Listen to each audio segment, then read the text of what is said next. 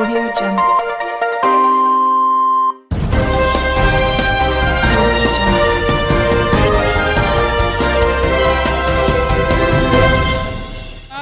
दोस्तों नमस्कार, स्वागत है आपका हमारे खुलासा न्यूज़ 24 चैनल में। आपको बता दें, इस समय नगर पंचायत चुनाव जोरों पर है। सभी लोग अपनी अपनी तैयारियों में लगे हुए हैं। कोई पार्टी से लड़ रहा है, कोई निर्दलीय से लड़ रहा है, कोई अपनी समाज सेवाओं से लड़ रहा है। हर तरीके से अपनी अपनी किस्मत आजमा रहे हैं। वहीं हम आज ऐसे शख्स से रूबरू कराएंगे जिन्होंने पत्रकारिता के क्षेत्र में काफ़ी लंबे समय से लोगों की सेवा की है। लंबे समय से सेवा की है।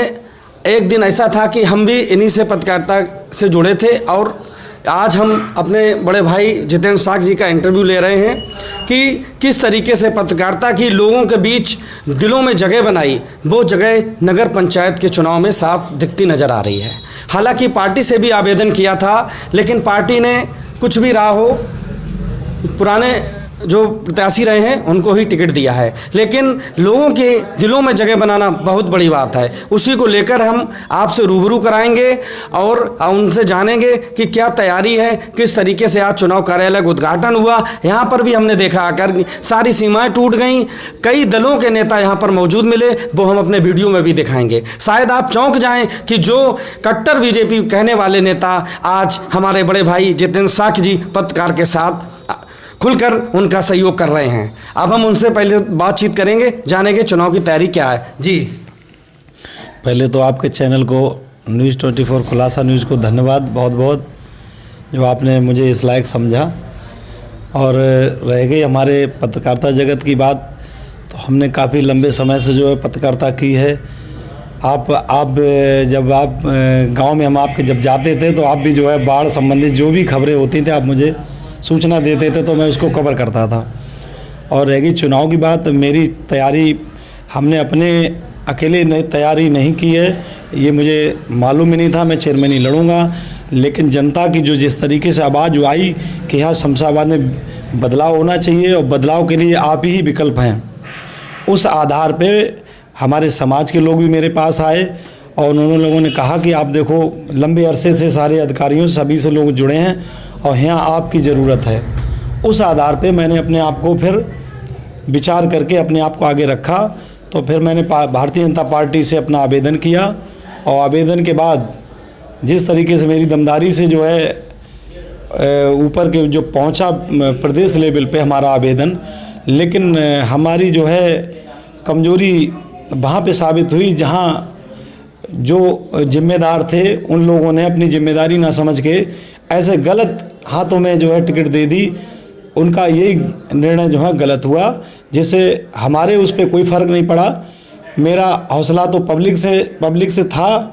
उन्होंने जो जिस तरीके से हमारा सहयोग कर रहे हैं, हर तरीके किसी क्षेत्र में निकल जाएं, जबकि मैंने बार बार पार्टी के पदाधिकारियों को अवगत भी कराया कि हमको टिकट ना दो, वहाँ का लोगों की भावनाओं की कदर करो। जिस तरीके से वहाँ लोग जनता बदलाव चाह रही है, जिसे चाहो उसे टिकट दे दो, 100% जीतेगी। अगर वही तीसरी बार रिपीट प्रत्याशी अगर होगा तो जो है पार्टी की हालत बहुत ज़्यादा ख़राब होगी। यहाँ तक कि जो यहाँ के पदाधिकारी थे नगर के ज़िले के, उन लोगों अवगत भी कराया कि बहुत आसान नहीं है शमशाबाद की सीट निकलना बीजेपी की। लेकिन उन सब चीज़ों को ताक पे रखते हुए फैसला वही दिया गया जिसका सबको डर था। जैसे ही प्रत्याशी की घोषणा हुई, वैसी प्रकार से सभी में नाराज़गी दौड़ गई और सारे लोगों ने एक राय होकर हमको प्रेरित किया कि आप जो हो, भैया जो है अब आपको हर हालत में चुनाव लड़ना है। तो मैंने भी तय कर लिया कि जन भावनाओं से हम खिलवाड़ नहीं करेंगे। अच्छा, हमने ये सुना है कि समाजवादी पार्टी में परिवारवाद रहा है, उसका खामियाजा भी भुगतने को मिला है। लेकिन हमें शमशाबाद में भी पंचायत चुनाव को लेकर परिवारवाद चल रहा है। एक तरफ पुत्र वधू खड़ी हुई हैं, दूसरी तरफ मतलब देवरानी जेठानी, इससे पूर्व में भी मामला रहा है। जेठानी थी, इस बार देवरानी मैदान में है। पुत्र वधू मतलब चचेरी पुत्र वधू मैदान में है। इसको लेकर आप क्या कहेंगे, परिवारवाद को लेकर? अब मैं तो ये कहूँगा कि बीजेपी ने बहुत ही गलत जगह पे जो है यहाँ की जो सीट सौंप दी है। जो अपना परिवार नहीं चला सकता, बांध नहीं सकता, वो अब शमशाबाद को क्या बांधेगा। जिस तरीके से लोगों में नाराज़गी है उसे अब कोई छुपाया नहीं जा सकता। एक जितेंद्र पत्रकार ही नहीं लड़ रहे हैं, अब हमारे साथ जनता पूरी लड़ रही है चुनाव। हर एक किसी ने ये मान लिया है कि ये चुनाव जो है जितेंद्र पत्रकार का नहीं है, ये हम सबका है। और जो इंसान अपने परिवार का नहीं हो पा रहा है वो हमें लोगों को क्या संभाल पाएगा। और जिस तरीके से 2 चुनाव हमने पूरी दमदारी से लड़ाए हैं, बीजेपी को कैसे निकाला ये लोगों से कोई बात छुपी नहीं है, लेकिन उसके बावजूद भी यहाँ जनभावनाओं से खिलवाड़ किया गया, उसका खामियाजा बीजेपी को भुगतना पड़ेगा। आप देख लीजिए पूरे ज़िले की हालत इतनी पतली है, सारी सीटों का जो बंटवारा हुआ है वो बहुत ही ज़्यादा स्थिति दयनीय है। सारे जोर लगाए जा रहे हैं, यहाँ तक कि मैं क्या कहूँ, मुझे तो बड़ा शर्मिंदगी भी लगती है और आश्चर्य होता है कि ऐसे जो है हमारे समाज के जो है विधायक के जिम्मेदार बने बैठे थे ठेकेदार, उन्होंने ये भी विचार नहीं किया। शमशाबाद में मात्र मैं अपने समाज से अकेला लड़ने वाला था। हमारा यहाँ 5,000 लगभग वोट है, सबसे ज़्यादा, चाहे हिंदू और मुसलमान, सबसे ज़्यादा हमारी कास्ट का वोट है। लेकिन फिर भी हमने अपने आप को ये चीज़ नहीं कहा कि टिकट मुझे दो। मेरा इतना था कहना कि कैंडिडेट बदलो, उसका विरोध है। अच्छा, मैंने विरोध नहीं है। ये एक चीज़ देखी है, यहाँ पे एक एक्स्ट्रा पोल के नाम से चल रहा है शमशाबाद में, इस पर भी लोगों को देखा जा रहा है किस नंबर पे कौन जा रहा है। उसमें आप क्या कहना चाहेंगे? लगातार आपका जो है रेशियो, से पूर्व में भी एक्स्ट्रा पोल थी, आप सबसे नंबर 1 पर थे, दोबारा में भी किया गया नंबर 1 पे। ऐसा क्या जो है ये लोग करना चाह रहे हैं इसको एक्स्ट्रा पोल के माध्यम से? मैं ये बताऊँगा, आपको बताना चाहूँगा कि इन लोगों ने क्या किया था। अपने निवर्तमान चेयरमैन हैं, उन्होंने, पूर्व चेयरमैन, उन्होंने अपने आप के द्वारा जो है पूरे नगर पंचायत शमशाबाद का लाइव वोटिंग करवाई। तो उसमें क्या हुआ, इनको ही अपने मुंह की खानी पड़ी।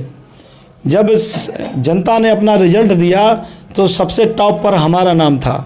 मैंने किसी से नहीं कुछ भी कहा कि आप मुझे वोटिंग करो, क्या करो, ये जनता की डिमांड थी कि यहाँ पहली पसंद जो है जितेंद्र पत्रकार हैं। तो उस आधार पे इनको जब ये लगा कि ये तो मेरे पक्ष में ही नहीं रहा, ये तो जो है विरोधी को फ़ायदा हो गया, उस आधार पे फिर उन्होंने पोर्टल को ही डिलीट कर दिया। फिर दोबारा चालू किया, फिर मेरा नंबर सबसे एक पे आया। तो ये कोई मेरा फैसला नहीं था, ये जनता ही जनार्दन अपना निर्णय फैसला देती है और वही देगी है। अभी ये तो एक समझो प्रैक्टिकल है और रिजल्ट आना बाकी है। अच्छा, उनका ये कहना है कि जो है इससे पूर्व में भी साग के वोट हमारा रहा है, इस पर आप क्या कहना चाहेंगे? किस तरीके से साग का वोट इनका कभी रहा है, लेकिन इन्होंने उनके साथ खिलवाड़ किया है। क्या फ़ायदा, क्या नगर में क्या फ़ायदा दे दिया इन्होंने? किसका क्या कुछ फ़ायदा भला हुआ है? किसी के काम करने नहीं है, लोग दरवाजे पे बैठे रहते चले आते हैं।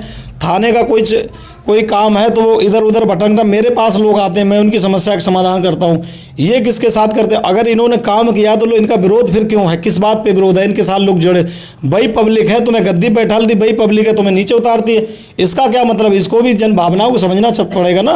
एक जो मैसेज ये जो विरोधी लोग चला रहे हैं कि ये बैठ सकते हैं, इस पर आप एक सटीक अपना जवाब दीजिए। जनता जानना चाहती है कि उस पर आप क्या कहना चाहेंगे? इनके द्वारा एक फैलाया जा रहा है ये बैठ जाएंगे, इस पर आपका क्या जवाब होगा?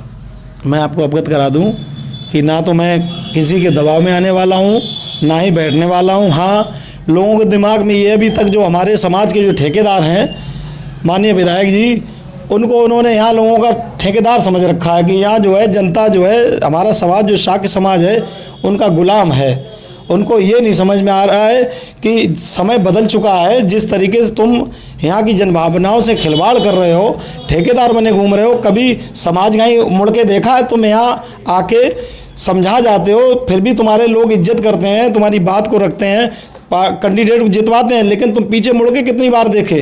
तुम्हारे पास कोई समस्या लेके जाए, वो तुम्हें सुनना नहीं है, देखना नहीं है। तो आप ये बताओ, तुम ठेकेदार बने बैठे हो, लेकिन मदद क्या करते हो? किस आधार पे आप जो है बैठाना चाह? और रहेगी, मैं अपनी बात बता दूं।